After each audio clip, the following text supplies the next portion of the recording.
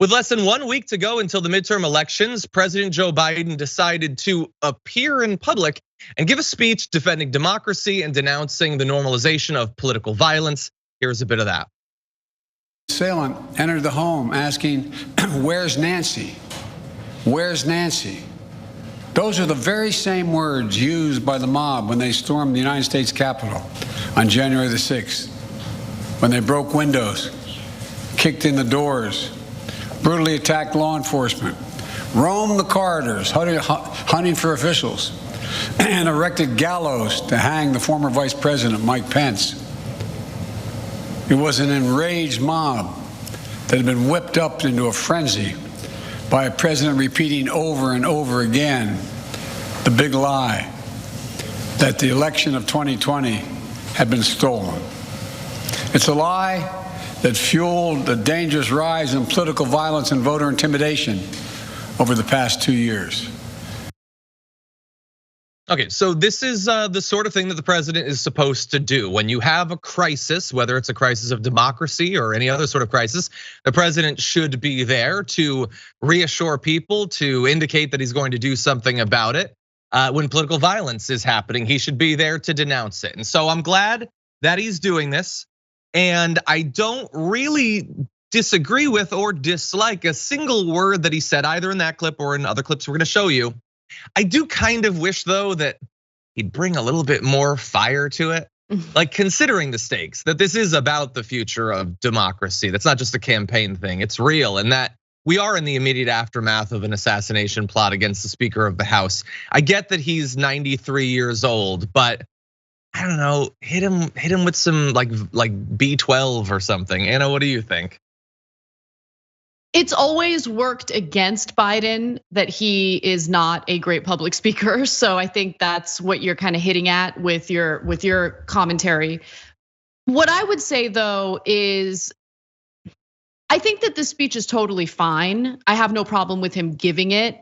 The thing is, obviously we're quickly approaching the midterms and he's sending a warning to America. Listen, if we help Trump and MAGA candidates solidify power in this country, there's a lot at stake. And I totally get that. But you also have to pay attention to what motivates voters to cast their ballots. And there have now been multiple polls indicating that while yes, most Americans acknowledge that there is a threat to democracy, they are concerned about it. When it comes to the top issues that motivate them to go to the ballot box, it's inflation, it's other issues. So the majority of Americans acknowledge the risks to democracy, but according to a Siena College New York Times poll, only 7% of them say that it's influencing their vote at the ballot box. Sure. That concerns me. So I give you that long rambling explanation to make the real point I want to make, which is the best case you can make for the electorate to vote for the Democratic Party is to give them something to vote for other than just trying to scare them constantly with what's at stake.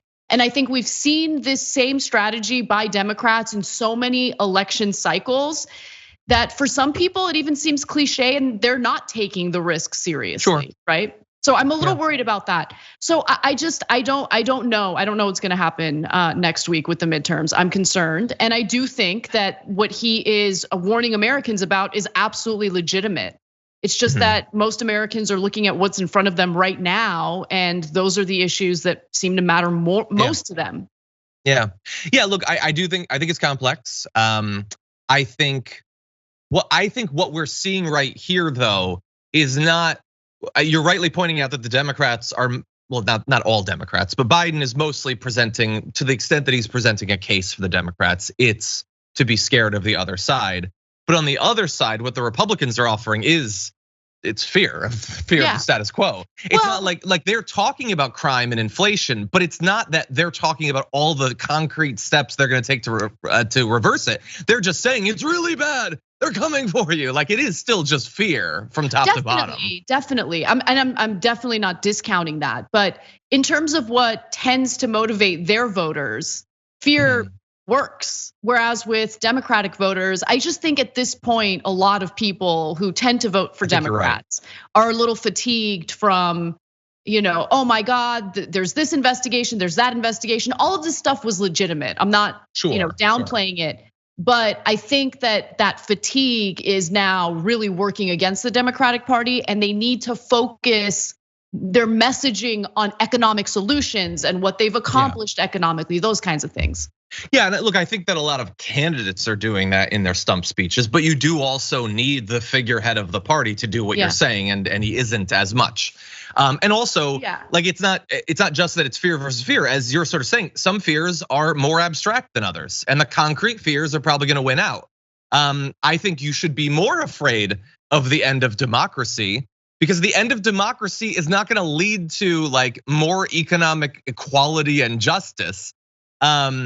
But inflation and crime are more immediate, and there's more immediate stuff than that. If I was talking to you about how inflation is really bad, but there's a guy approaching you with a knife, you're probably gonna be more worried about the more concrete threat. The issue that I have is I see editorials like, are voters willing to trade democracy for like lower crime? But the point I would make to them is that's not actually what's happening. You're not actually giving up democracy and then getting a solution to the problems. You're just giving up democracy.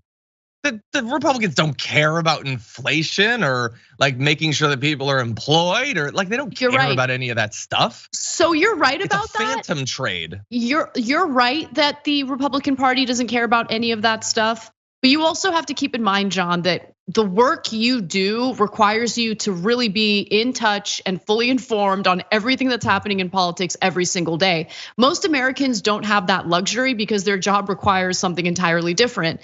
And so it's incumbent upon Democrats, including Joe Biden, to do a little more of what we saw Obama do recently, which is hit Republicans where it hurts. Call them out on what they actually want to do to the economy, how they want to continue redistributing wealth, not from the top to the bottom, but from the bottom to the top, how they want to exacerbate inequality, how they have this plot to gut Social Security and Medicare. These are messages that resonate with voters across the aisle as well. I agree. And so I want to see more of that, because again, I think people have become too used to the, fear mongering about our democracy. Again, it is legitimate, but you have to change the message up and hit Republicans where it hurts economically as well. I think that you're totally right. And then also, like, before we transition into some of the response to what Biden had to say, I fully expect that the midterms are going to be bad. I also thought that a year ago. I didn't necessarily think it as much 6 weeks ago. Things change over time. We do have to, like, we know that coming, like, if it's really bad, what are the establishment Republicans going to be saying? Like, it was defund the police or something. Like, I don't know. They was AOC. I don't know. We need to be careful about what lessons we learn and factor in that while, like, I do think Biden could be doing more. I think there's a lot of things the Democrats could be doing. It also is a midterm election where the Democrats control the White House, and that has basically always resulted in losses for the party in power. Inflation is high. Gas prices are high. That sometimes you go to war with the army you've got. That's the situation. It's going to have a negative effect. We just sort of have to expect that. I think the Democrats could do some things to mitigate that negative effect that they're not doing, but that is going to have an effect. And I think that we're seeing it in the polls right now. That said, with what Biden had to say, and I'll give you one more quote. He said, "We'll have our differences, but there's something else at stake. Democracy itself. What we were doing now will determine if democracy will long endure." This just seems like a pretty stock standard, like you're not a fascist, so you want there to be democracy. This shouldn't be controversial. Denouncing political violence shouldn't be controversial, but for some, it was. For more political news breakdowns, interviews, stories of activism, and me trying my hardest to care about the occasional big celebrity news story, subscribe to our YouTube channel at youtube.com/thedamagereport. And you can ring the bell wherever it is so you don't miss anything.